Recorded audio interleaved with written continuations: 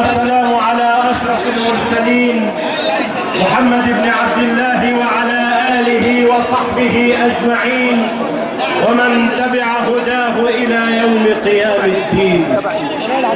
أما بعد، فإننا بوقوفنا في هذا الميدان إنما نقف أشجارا ونخيلا تمد جذورها في الأرض وتتصل جذورها ببعضها البعض حتى تصير شجرة أو نخلة واحدة تنبت من ماء النيل وترفع سعفها إلى أعلى شموخ السماء حتى تحقق الحرية لهذا الشعب.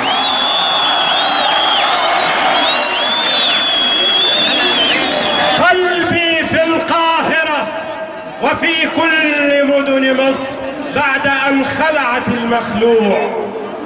قلبي في بنغازي وطرابلس بعد أن قضت على نظام فاسد. قلبي في تونس الخضراء بعد أن فجرت كل هذه الثورات. قلبي في دمشق وحلب وهي قريبا ستحتفل بسقوط الفأر للأسد. قلبي في صنعاء وعدن وسحقا لرئيسها المشوي الذي إن لم يكتفي بالشيء فسوف يكوى وسوف يصلى سعيرا. الدولة المدنية تحترم الدين وتطبق القانون. نريد دستورا مصريا يحترم المرجعية الحضارية للإسلام والعروبة. نريد دستورا مصريا يحقق مدنية الدولة. مضى عهد تكون فيه مناصب الدولة مكافأة نهاية خدمة للجنرالات. لن نقبل برئيس حي لواء، ولن نقبل بمحافظ لواء، ولن نقبل بأن تكون الدولة كعكة لهم.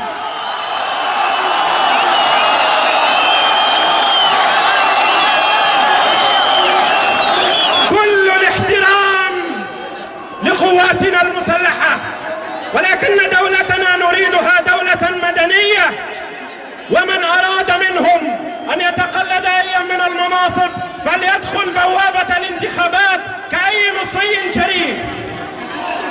إننا نقول اليوم من هنا دستورنا دستور مصري، دستورنا دستور يحترم هذا الشعب بكل مكوناته الثقافية، يحترم مسلميه وأقباطه، يحترم كباره وصغاره، يحترم مصرييه في الداخل ومصرييه في الخارج، يحترم يساره ويمينه، يحترم إسلامييه وليبرالييه، يحترم مصر كلها.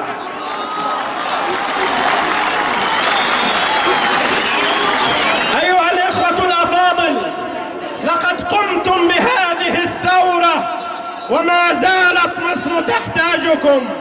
أمامنا اختبار جديد هو اختبار الانتخابات.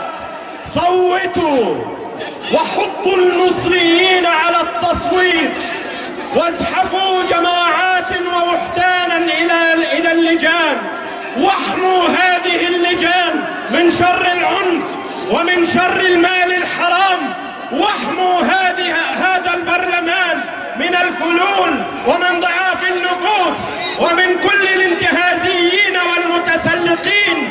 عليكم أنتم أن تصنعوا مصر الجديدة بعناية الله سبحانه وتعالى. وكما قمتم بهذه الثورة، وكما قمتم أنتم لا غيركم بهذه الثورة، وكما قمتم بهذه الثورة، وكما حميتم أنتم لا غيركم هذه الثورة، ستستمرون إلى الأمام في حماية هذه الثورة حتى تحقق كل مطالبها.